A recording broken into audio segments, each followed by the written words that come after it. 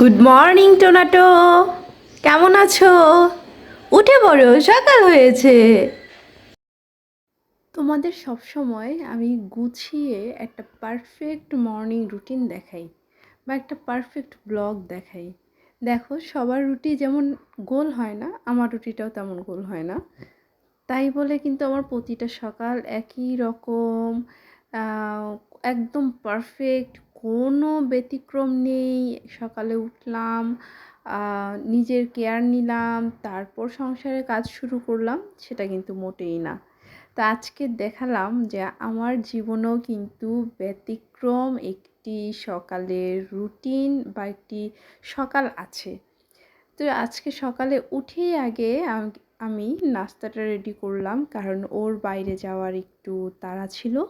তাই সকালে উঠেই আগে নাস্তাটা রেডি করে ওকে রেডি করে বিদায় দিয়ে তারপর কিন্তু আমি আমার ব্লগটি স্টার্ট করলাম। আর হ্যাঁ, তার আগে ব্লগ স্টার্ট করেছি, ওই যে টোনাটোকে গুড মর্নিং জানালাম আর যে নাস্তাটা রেডি করছিলাম সেটা দেখালাম। এত কাজ করার পর এখন আমি সময় পেলাম আমার নিজেকে দেওয়ার জন্য, যেটা হচ্ছে একটু আদা পানির সাথে মধু মিক্সড করে খাবো। আর হচ্ছে নিজেকে একটু টাইম দিব যে না, এই সময়টা শুধুই তোমার, এটা অন্য কারো না। এই সকাল থেকে মানে সকাল 6টা থেকে এই 10টার মধ্যে আমি কোনো সময় পাই নাই নিজেকে দেওয়ার জন্য। তারপর আমার গাছগুলোকে দেখতে আসলাম, ওদেরকেও গুড মর্নিং জানালাম এবং তার সাথে তোমাদেরকেও গুড মর্নিংটা জানিয়ে নিচ্ছি। তো আমার ব্লগে আজকে তোমাদের সবাইকে স্বাগত। আজকে আমি একটি আমিও কিন্তু সবার মতো না, মানে সবসময় তোমাদের যেরকমটা দেখাই সেরকমটা না, ব্যতিক্রম আমারও আছে। তো সেটা নিয়ে আজকে আমরা কথা বলবো। তারপর খুব দ্রুত আমার দুপুরের রান্নাটা শেষ করে নিতে হয়েছে, কারণ ও বলছে দুপুরবেলা আমি আসছি। তো এখানে আমি সিম, আলু, গাজর, ফুলকপি দিয়ে ভাজি করেছি আর ভাতটা রেডি করে নিয়েছি।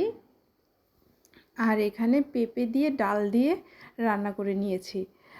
আর এখানে আছে হচ্ছে মাছ। মাছটাকে আমি টমেটো আর মটরশুঁটি দিয়ে করে নিয়েছি।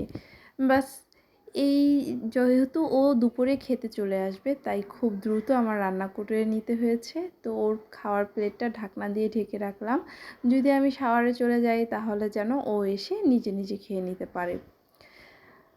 ও এসে খেয়ে চলে গেছে। তারপর হচ্ছে আমি আমার যে বাইরে যে আমার কাজটা আছে, জবটা আছে, সেটা করে এসে ফ্রেশ হয়ে দেন আমি শাড়িটা পরেছি, শাড়িটা পরেই আমি রান্না করেছি। দেন হচ্ছে এখন রান্না বান্না শেষ করে এখন ফ্রেশ হচ্ছি।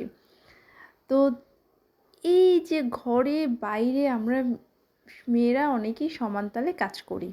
আমি শুধু ঘরে বাইরে কাজের কথাই বলছি না। একে মেয়ে দেখে এখন সাজতে বসেছে, পারি কিভাবে? হ্যাঁ, আমরা যারা নিজেকে ভালোবাসি, নিজের জন্য সময় বের করতে পারি, সেটা কিন্তু তখন আমি যে বাইরে যাই তো তখনও কিন্তু হচ্ছে ওই জায়গাটায় পারফেক্ট লাগানোর জন্য সাজি। আর এখন সাজছি একদম নিজের জন্য, শাড়িটা পরছি নিজের জন্য, নিজেকে একটু পরিপাটি গুছিয়ে নেওয়ার জন্য। আর এই যে আমার টোনাটো দেখছে আমি কি খাচ্ছি, কফি নাকি চা। তারপর এই আমার এত আয়োজন, শাড়ি পরা, কফি, এত আয়োজন শুধুমাত্র এই বইটার জন্য, আর কিছুই না। নিজেকে একটু ভালোবাসা আর নিজের একটু যত্ন নাও, এটাই তোমার থাকবে। তুমি সারা দিন যাই করো না কেন, নিজেকে সময় দিয়ে সারাটা দিনের পর রাতে যখন ঘুমোতে যাবে বা ঘুমাবে তখন বলবে যে আজকের দিনে তো আমার জন্য কিছুই করলাম না। এই আফসোসটা কখনোই তুমি রেখো না। এই আফসোসটা যাতে কখনোই তোমার না থাকে, সব সময় যাতে বলতে পারো হ্যাঁ, নিজের জন্য আজকে 1 মিনিট হলো দিয়েছি। তো বন্ধুরা, আজ এই পর্যন্তই।